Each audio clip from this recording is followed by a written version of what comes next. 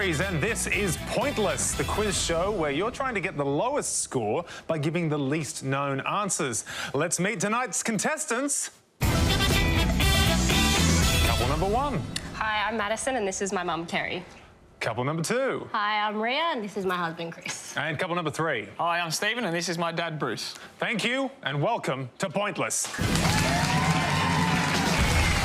So, how do you play Pointless? Well, every question on Pointless has been asked to 100 people before the show, and our contestants need to come up with the answers that the fewest people gave, ensuring they score the lowest points. But before we play, I'll make one final introduction. A man who's handy with obscure facts. He's my Pointless friend, Dr. Andrew Rochford. Mark, hello, hello. Hello, Doc. How are you? How are you? Oh, I'm tremendous, but you know that. I do. Some other tremendous people that are joining us. Stephen and Bruce. Two more Australian names I'm not sure we'd be able to find. Good luck, boys. Some returning contestants. Ria and Chris made it through to the head-to-head. Madison and Kerry, they left us in the first round. That's OK. But the way they left, glorious. It was stunning. Yeah. Yes, I'll have all the pointless answers at the end of each question. We'll be able to run through those. They're the ones you're looking for. They're the ones that none of our 100 found. I've also got some of the obvious answers. They're the ones we want you guys to avoid. So very best of luck here in the studio, and best of luck to those playing at home. Thank you, Doc. Now, if any of our couples can find a pointless answer, we will add $500 to tonight's jackpot. Our contestants failed to take home the jackpot last night, which means it now stands at $4,000. What we would do with that. OK, let's play Pointless. Now, in the first round, each of you must give me one answer, and you cannot confer with your partner. You will score 1 point for every one of the 100 people that gave the same answer. And remember, this is Pointless, so you are trying to find the least well-known answers and score the fewest points. At the end of the round, the highest scoring couple will be eliminated. Oh, can we have an on? Yeah, thank you. Our category for this round is music. So, can you decide in your couples who is going to go first, and can they please step up to the podium? And the question concerns #1 albums with one-word titles. Tell us more, Andrew. Yeah, thanks, Mark. We're about to show you some albums that all reached #1 on the Australian music charts. 5 on each board, and obviously all those albums have one-word names. We need you to tell us the musical act or the musician that released them. We're also going to give you the year that they reached that #1 spot. Thank you, Doc. So, here are your first 5 albums. Avalon, 1982. Frog Stomp, 1995. Revolver, 1966. Rumours, 1977. Fever, 2001. We're starting with Madison. You've stepped up. I'll go safe. I'll go Frog Stomp, Silverchair. All right.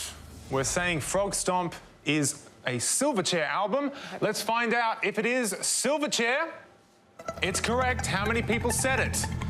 We're getting down. Ooh, this could be a low scorer. This could be a very low score. 12. Well done, Madison.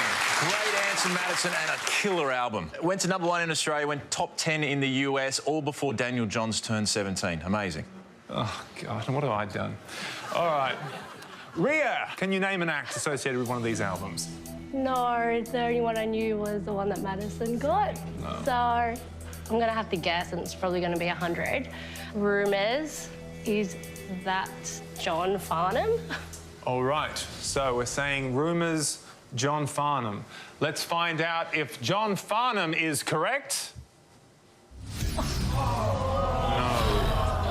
I'm so sorry there. Stephen, you're up next. Can you talk us through the rest of the board? I'd love to talk you through the rest of the board. I could talk you through one. I knew Frog Stomp. The other Avalon and Rumours, not too sure on. I'm going to have a crack at Fever, and I'm going to say Kylie Minogue. Fever, Kylie Minogue. All right, let's find out if Kylie Minogue is correct. It is. How many people said it? Could we get a pointless score on this? Could we add $500 to the jackpot? Oh, how low? Ooh, 8. Well done, Stephen. Very well played, Stephen. Can't get you out of my head. Obviously. Just generally, or...? Take it however you like. Okay. From Kylie Minogue's album there in 2001. And looking at the albums that are left up on the board there, starting with Rumours. Rhea, you went with John Farnham. That is, in fact... Ooh, Fleetwood Mac, yes. Yeah, if you said Fleetwood Mac, that would have scored you 23 points. Moving up to the top there, Avalon is Roxy Music. If you said that, that was 6. Revolver, 1966, the one and only The Beatles, 11. Well done if you said that at home. So, halfway through round 1, Stephen and Bruce are our low scorers on 8, Madison and Kerry on 12, and Rhea and Chris are our high-scoring couple with 100 points. And a reminder that the highest scorers at the end of this round will be leaving the show. So, we are going to come back up the line. Can the second players now take their place at the podium? Let's take a look at the next 5 albums. How's That? 1976. 21, 2011. Dragonfly, 2017. Californication, 1999. And Thriller, 1982. We're starting with you, Bruce. How's this working out for you? Any of these jumping out? No. I recognise some names, but as far as... I'd probably go How's That, 1976, with Sherbet. Sherbet. All right, we want to find out if Sherbet are responsible for the album How's That. Let's see if Sherbet is correct. It is. How many people have gone with Sherbet? Ooh, we're getting down. We're 23. 23. Okay. Great answer, Bruce. You should have more faith in yourself. Now, Chris. No pressure, but you're starting from a difficult position here. You need a low-scoring answer here, so what do you reckon? OK, out of the 4 that are left, I think I can pick 3 of them. The one I think, or I hope, will be the lowest will hopefully be Californication, which I'll go with Red Hot Chili Peppers. Righto. Let's find out if Red Hot Chili Peppers are correct. They are. Just how hot are those peppers? Come on now. All right, 36. Now, Kerry, are you able to talk us through the rest of the board? Well, probably. 21, which will be my choice, is Adele. Thriller is Michael Jackson. Dragonfly, not so sure. 2017's a little bit, late for someone my age. I'm more into the How's That. Right. Well, all so you need Adele for 21. Adele for 21. Well, all you need here is a correct answer to stay in the game. So let's find out. Was Adele correct? It is. So you're staying in the game. Well done, Kerry. And how many points did we get for that? Ooh, this is quite good. 14. Kerry and Madison, very well done. Yeah, good answer. Topped the charts in more than 30 countries. A phenomenal album. Great round, guys. Looking at what's left up on the board, rightly pointed out that 1982 Thriller was, of course, Michael Jackson. And the one in the middle there, 2017 Dragonfly, another very talented artist right here from home. Casey Chambers, well done if you said it at home, especially if it's you, Casey, and you're watching. So that is the end of round 1. And the losing couple with the high score of 136, I'm sad to say, are Chris and Rhea. But thank you for playing Pointless. Join us after the break when we play Head to Head.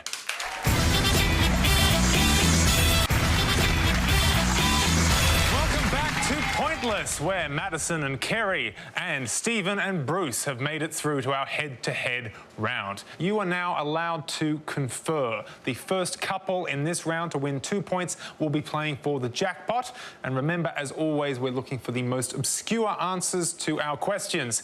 Let's play head-to-head. Here is your first question, and it concerns cat breeds, Andrew. Yeah, we're going to show you 5 pictures of 5 different cat breeds. You just need to identify the cat. Remember, go for the most obscure. Good luck. Thank you, Doc. And here are our 5 pictures. A. B. C. D. And yes, E.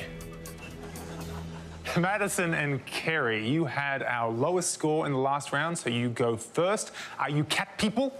Yes. Oh, Well, we got have one. you've got one. None of those. Okay. How do you feel on this category? I think I know 2, if it's the right names. Yeah, okay. We're going to go with a Sphinx cat. Right, okay. Madison and Kerry are going for Sphinx cat as A. We're going over to Stephen and Bruce now. Do you want to talk us through the other cats if you can? I wish I could, but we're definitely not cat people, I don't think. So, look, I don't know whether it's a nickname or whether it's... the only cat I've ever heard of is a tabby cat. I think it's tabby. So that would... E maybe is the only one I know. Do you know any of the others? E? Yeah, what is that? No, I wouldn't call that a tabby cat.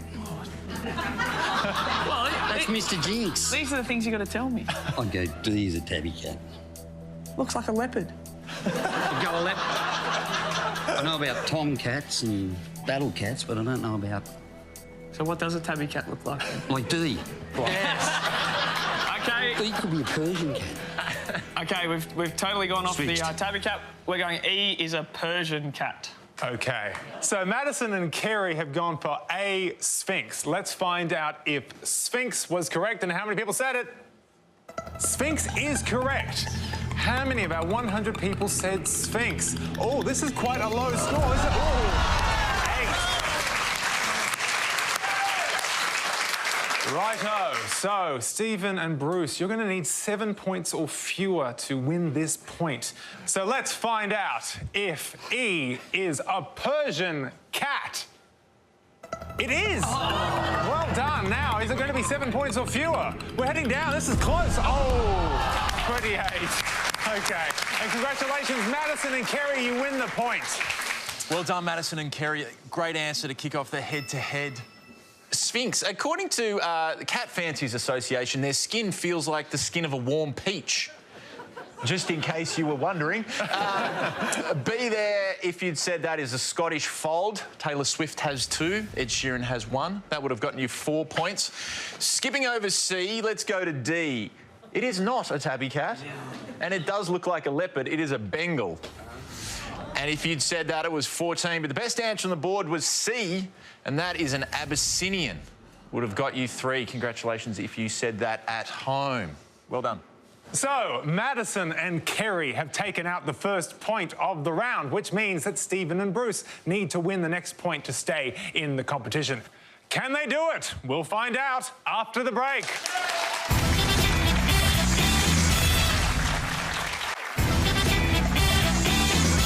Welcome back to Pointless, where we're in our head-to-head round, and Madison and Kerry are leading with 1 point. Stephen and Bruce need a win now to stay in the game. And remember, whoever wins this round goes into our final with a chance to take home tonight's jackpot.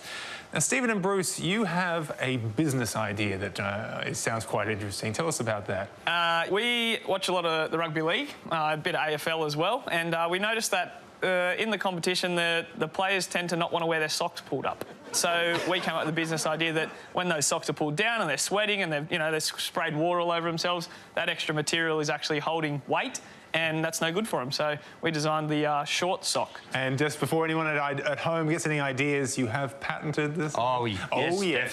definitely. We're now looking for investors. It's not Shark Tank. You told me we're going on Shark Tank. Mind you, tell me more.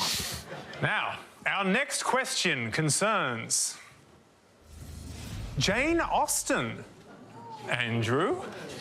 We're going to show you 5 clues about author Jane Austen. You just need to tell us the answer to those clues. And remember, go for the one you think the fewest people were able to answer. Thank you, Doc. Let's look at our clues. Actor who played Austen in the film Becoming Jane. Character she created, played on screen by Colin Firth and Matthew McFadyen. Jane Austen's older and only sister. Title of the novel that opens with the words, "It is a truth universally acknowledged." And title of the novel that was dedicated to the Prince Regent. Stephen and Bruce, I can see you're jumping out of your skins to talk Jane Austen. How is this category for you guys? It's on par with Cats at the moment. So. Pretty sure there's no actors called Tabbies, so we're in a bit of trouble. Is that Pride and Prejudice? That's the only one I know. And the only one I think I know would be the first one. Have a crack, we've got nothing to lose. All right, we'll have a crack. I'm going to go with the actor who played Austen in the film Becoming Jane, and I'm going to have a stab at Betty Davis. Betty Davis. You guys are a good show. Okay. All right. So we're putting Betty Davis for Stephen and Bruce. Madison and Kerry, obviously, if you win this point, you will go through to the jackpot round. Can you talk us through the rest of the board? I'd like to say yes, seeing that I love Jane Austen, but... Well, the character is Mr. Darcy. Yeah, Mr. Darcy is the one we're going to take, Colin Firth and Matthew McFadyen. Ladies love Mr. Darcy. All right, so we're going to start with Stephen and Bruce. You need this point to stay in the game. You've gone for Betty Davis as the actor who played Austen in the film Becoming Jane. Let's find out if Betty Davis is correct. Oh, I'm sorry, guys. So Madison and Kerry, you said Mr. Darcy. Is Mr. Darcy a correct answer? It is. How many people said it? Ooh, 23. Yeah, that's a tough one, Bruce. It wasn't Betty Davis that played Jane Austen. It was, in fact, Anne Hathaway. And if you'd said that, you would have got the point. Moving on down, her older sister was Cassandra. And again, another good score there of 3. The title of the novel, Stephen, I don't like to do this to you, but it was Pride and Prejudice. Oh. And again, that would have gotten you the point. And finally there, the novel dedicated to the Prince Regent was, in fact, a pointless answer. And it was called Emma. Congratulations to anyone that said it at home. And another fact, sorry, boys, Jane Austen owned a tabby. Well played, Madison and Kerry. You've taken out your second point and are going through to the final round. Thank you for playing with us tonight, Stephen and Bruce. It's been great having you here. It is time now to say goodbye, but we will be seeing you again when you appear in the next episode. And join us after the break when Madison and Kerry will be playing for our pointless jackpot.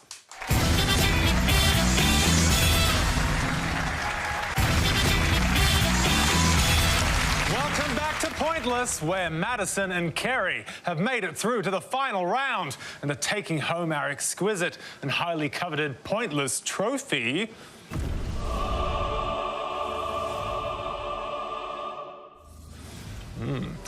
Yes. Time now to see if they'll also be taking home our jackpot, which stands at $4,000. Well, to win the jackpot, all you have to do is find a pointless answer that none of our 100 people came up with. But first, you must choose a category from these 2 options, and they are Aussie actresses and second place. You don't know anything about second place. You're winners. Now, which category would you like to go with?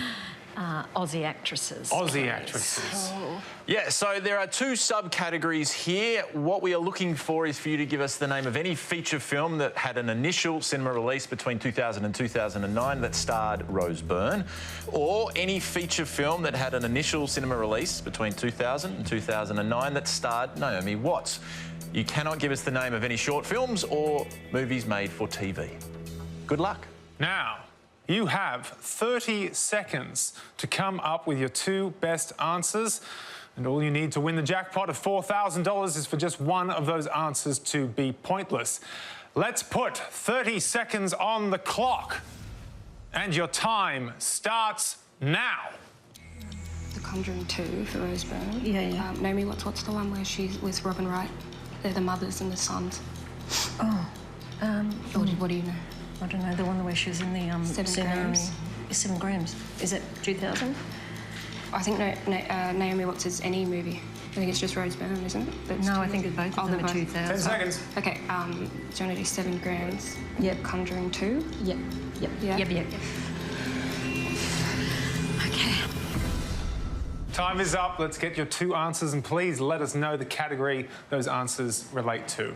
Okay, so for Rose Byrne, we're going to choose The Conjuring 2. And for Naomi Watts, we're going to choose 7 grams. OK, let's put those answers up on the board. All right, we're going to start with your first answer of The Conjuring 2 as a film starring Rose Byrne between 2000 and 2009. Let's find out if The Conjuring 2 was a correct answer. Oh. Sorry. That's all right, you've got a second chance here. True. You've still got 7 grams as a Naomi Watts film. So let's find out for $4,000. Is 7 grams a correct answer? It's not. I'm sorry, I'm so sorry. Was it 21 grams? Yeah, so 21 grams was, I think you may have been thinking of. That would have scored you 9. That was the one where she got the Best Actress Oscar nomination in 2003. Running through some of the pointless answers for Rose Byrne. Adam would have scored you nothing. Star Wars Episode 2, Attack of the Clones, as well as The Dead Girl. They were all pointless answers, so well done if you said any of them at home. Looking at some of the Naomi Watts films that were pointless. Eastern Promises, Ellie Parker, I Heart Huckabees, which she was in with Mark Wahlberg, were all pointless answers. So again, congratulations if you said any of those at home. Well played, guys, but unfortunately not today. No worries. But you did win the Pointless Trophy, so that's all right. Yeah. Well, Madison and Kerry, you didn't take home the jackpot, which means that our jackpot rolls over to the next show when we will be playing for $6,000. So, join us next time for Pointless. But for now, it's goodbye from Doc. Goodbye. And it's goodbye from me. Goodbye.